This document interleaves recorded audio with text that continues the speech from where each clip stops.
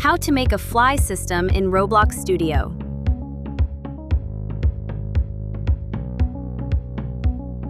Add a remote event to the replicated storage and name it Fly Event.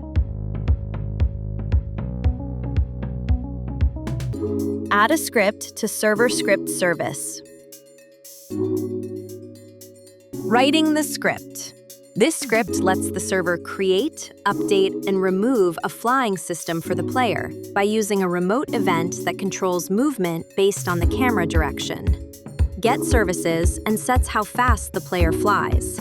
Listen for fly commands. Get the player's character. If the client sends true, start flying. Creates the force that moves the player in the air. Makes the player rotate with the camera direction. If client sends false, stop flying. When flying ends, we remove the physics objects and give normal controls back. Continuously updates movement direction. Gets the already created flying objects so we can update them. Now we use the camera angle and keyboard movement from the player. Moves the player where the camera is facing. Turns the character to always face where the camera looks. Add local scripts to starter player scripts. Writing the script. This local script detects the player's fly chat commands, reads their movement and camera direction every frame, and sends that data to the server to control flying. Gets services and set up important variables. Gets the player's movement direction. Listens when the player types in chat. When the player types /fly, we enable flying and notify the server.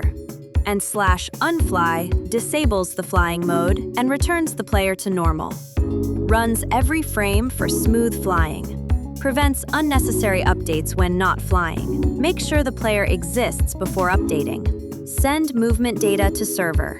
This is the core communication line that sends the camera angle and movement keys to the server every frame. Click play in Roblox Studio and start testing.